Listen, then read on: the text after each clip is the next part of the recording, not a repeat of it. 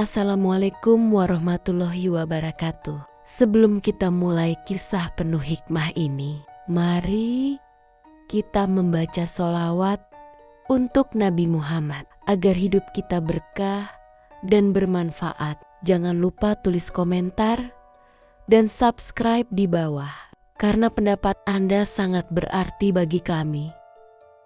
Mari kita mulai kisahnya.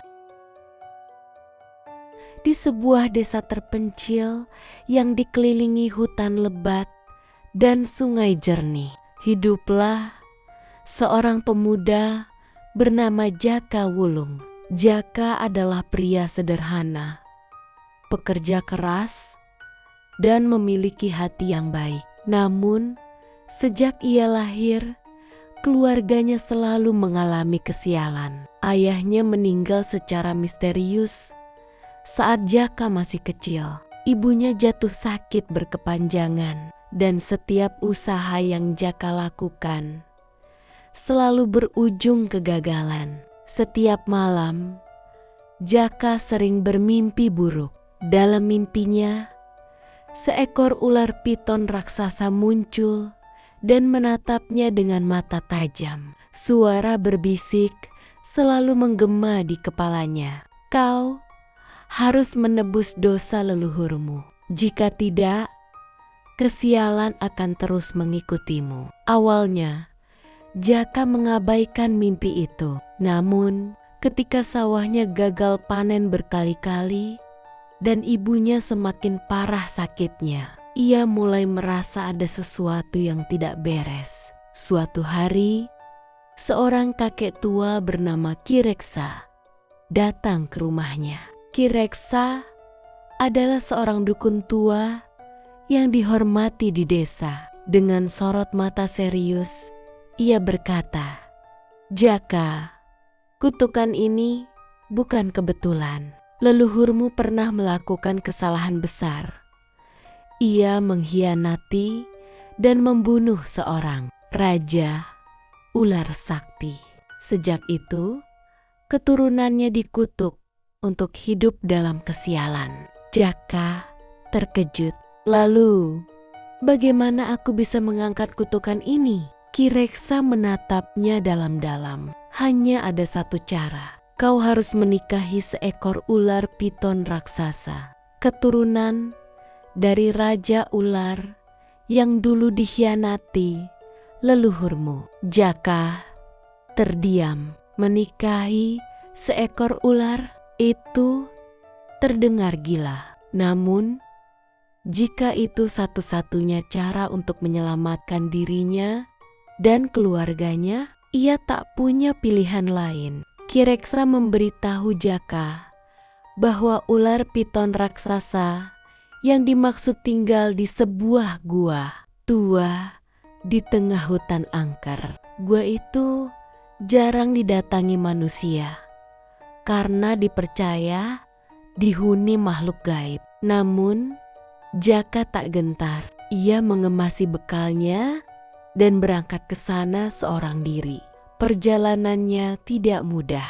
Ia harus menyeberangi sungai deras, melewati hutan yang dipenuhi hewan buas, dan menghadapi berbagai gangguan aneh, seperti suara bisikan yang datang entah dari mana. Setelah berjalan selama 2 hari, ia akhirnya tiba di mulut gua. Udara di sekitar gua terasa dingin.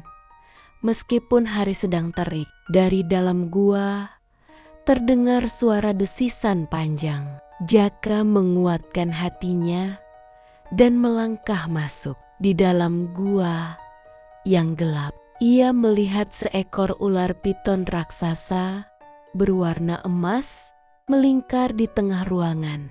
Ular itu begitu besar, tubuhnya sebesar batang pohon, dan matanya bersinar seperti berlian. Saat Jaka mendekat, ular itu mengangkat kepalanya dan berbicara dengan suara lembut namun mengancam. "Manusia, apa yang kau inginkan?" Jaka berlutut. "Aku datang untuk menikahimu, sebagaimana yang telah ditakdirkan. Ular itu tertawa kecil, suaranya bergema di dalam gua. Kau tidak takut? Banyak yang datang ke sini untuk membunuhku, bukan untuk menikahiku. Jaka menggeleng. Aku ingin mengakhiri kutukan ini, bukan mencari masalah. Ular itu menatapnya lama sebelum akhirnya berkata, "Baiklah, aku menerima lamaranmu. Tapi sebelum itu kau harus membuktikan bahwa kau benar-benar bersedia berkorban." Sang ular memberi Jaka 3 ujian sebelum pernikahan mereka bisa berlangsung. Jaka harus masuk ke sebuah sumur tua di dalam gua yang gelap dan dalam. Tanpa ragu, ia melompat ke dalam sumur itu. Di dalamnya, ia merasakan sesuatu bergerak, ular-ular kecil mengelilinginya. Namun, ia tetap tenang dan tidak berteriak. Setelah beberapa saat, ular-ular itu menghilang dan Jaka naik kembali ke atas. Jaka diminta menunggu selama 7 hari di dalam gua tanpa keluar atau makan. Hari demi hari berlalu dengan sangat lambat. Tetapi Jaka tetap bertahan. Pada hari ke-7, ular itu datang dan tersenyum. "Kesabaranmu luar biasa," katanya. "Ujian terakhir adalah yang paling sulit." Jaka harus memotong salah satu jari tangannya sebagai simbol kesetiaan. Dengan tekad kuat, ia menghunus belatinya dan memotong jari kelingkingnya. Darah menetes ke tanah. Tetapi ia tidak menyesal melihat pengorbanannya. Ular itu tersenyum. "Kau telah lulus ujian. Besok malam kita akan menikah." Malam itu, di bawah sinar bulan purnama, pernikahan antara Jaka dan ular piton raksasa berlangsung. Roh-roh hutan, burung malam, dan hembusan angin seolah menjadi saksi. Saat upacara selesai, keajaiban terjadi.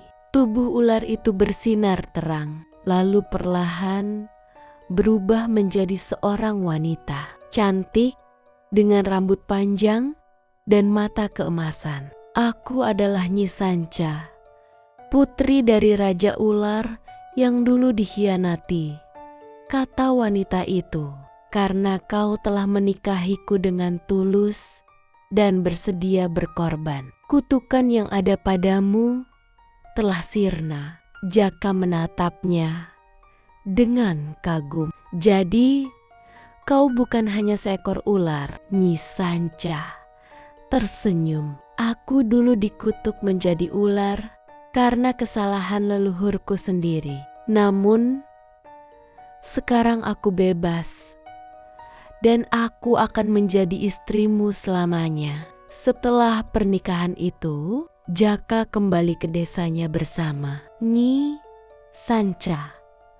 Kehidupannya berubah drastis, ladangnya menjadi subur, penyakit ibunya sembuh, dan ia menjadi seorang yang dihormati. Namun, ada satu syarat. Nyi Sanca berpesan, "Jangan pernah mengungkit masa laluku sebagai seekor ular, atau kau akan kehilangan aku selamanya." Bertahun-tahun mereka hidup bahagia. Namun, suatu hari, dalam keadaan marah, Jaka tanpa sadar berkata, "Dasar ular." Saat itu juga, Nyi Sanca menatapnya dengan sedih. "Kau telah melanggar janjimu." Dalam sekejap, ia menghilang, kembali menjadi cahaya keemasan dan lenyap di angkasa. Jaka menyesal seumur hidupnya. Meskipun kehidupannya tetap makmur, ia tak pernah bisa menggantikan cinta sejatinya. Sejak saat itu, masyarakat percaya bahwa di malam-malam tertentu, suara desisan lembut terdengar dari hutan. Seolah Nyi Sanca masih mengawasi suaminya dari kejauhan. Sejak kepergian Nisanca, Jaka Wulung hidup dalam kesedihan. Hatinya terasa kosong. Meskipun kehidupan materi yang dijanjikan istrinya tetap berjalan baik. Ladangnya tetap subur, hasil panennya melimpah, dan keberuntungan selalu berpihak padanya. Namun, apa gunanya semua itu jika ia kehilangan wanita yang ia cintai? Setiap malam, Jaka duduk di beranda rumahnya, menatap langit malam. Ia sering mendengar desisan lembut dari arah hutan, seolah Nisanca masih ada di dekatnya. Suatu malam, dalam tidurnya, Jaka bermimpi bertemu dengan Ki Reksa, dukun tua yang dulu menuntunnya ke gua tempat Nisanca berada. Dalam mimpi itu, Ki Reksa berkata, "Masih ada harapan untuk membawa kembali istrimu, tetapi kau harus melalui perjalanan yang lebih berat daripada sebelumnya." Jaka terbangun dengan tekad baru. Jika masih ada kesempatan untuk menemukan Nisanca, ia akan melakukannya, tak peduli seberapa sulit jalannya. Jaka kembali menemui Ki Reksa di gubuk tuanya. Ki Reksa memberinya sebuah petunjuk. Nisanca sekarang telah kembali ke negeri ular di dimensi lain. Tidak sembarang manusia bisa masuk ke sana. Kau harus melewati 3 gerbang alam gaib untuk mencapainya. Gerbang-gerbang itu adalah di mana ia harus mengalahkan rasa penyesalan dan menerima dosanya, di mana ia akan menghadapi ketakutan terdalamnya, di mana ia harus menyerahkan sesuatu yang sangat berharga. Tanpa ragu, Jaka memulai perjalanannya. Jaka berjalan ke sebuah sungai suci di dalam hutan, tempat di mana airnya konon bisa melihat ke dalam jiwa manusia. Saat ia membasuh wajahnya di air itu, tiba-tiba bayangan masa lalunya muncul. Wajah Nisanca yang tersenyum saat mereka pertama kali menikah.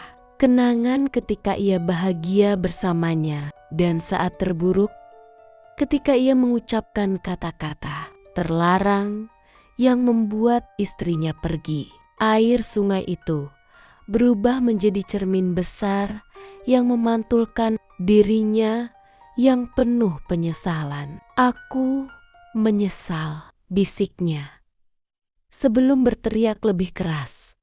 "Aku menyesal. Aku ingin memperbaiki segalanya." Tiba-tiba air sungai itu berputar seperti pusaran, dan dari dalamnya muncul sebuah jembatan emas menuju gerbang berikutnya. Jaka melangkah ke dalam hutan yang gelap gulita. Tidak ada suara burung atau binatang, hanya kesunyian yang mencekam. Tiba-tiba dari kegelapan muncul bayangan dirinya sendiri. "Apa yang kau cari?" tanya bayangan itu. "Apa kau pikir Nisanca akan menerimamu kembali?" Bayangan itu mulai menciptakan ilusi buruk. Muncul sosok Nisanca yang menangis dalam kegelapan, berkata, "Kau mengkhianatiku." Jaka merasa tubuhnya melemah. Namun, ia mengingat segala perjalanan yang telah ia lalui. Dengan penuh tekad, ia menatap bayangannya dan berkata, "Aku tidak akan menyerah." Dengan sekali hentakan, cahaya muncul dari tubuhnya, mengusir bayangan gelap. Hutan kembali terang, dan gerbang ketiga terbuka. Jaka tiba di sebuah altar kuno di tengah hutan. Di sana, ia mendengar suara Ki Reksa bergema, "Untuk mencapai negeri ular, kau harus memberikan sesuatu yang sangat berharga bagimu." Jaka berpikir keras. Harta? Ia tidak peduli dengan harta. Tapi tiba-tiba Tangannya menyentuh dadanya, jantungnya berdetak kencang. Hanya ada satu hal yang paling berharga bagiku, nyawaku sendiri.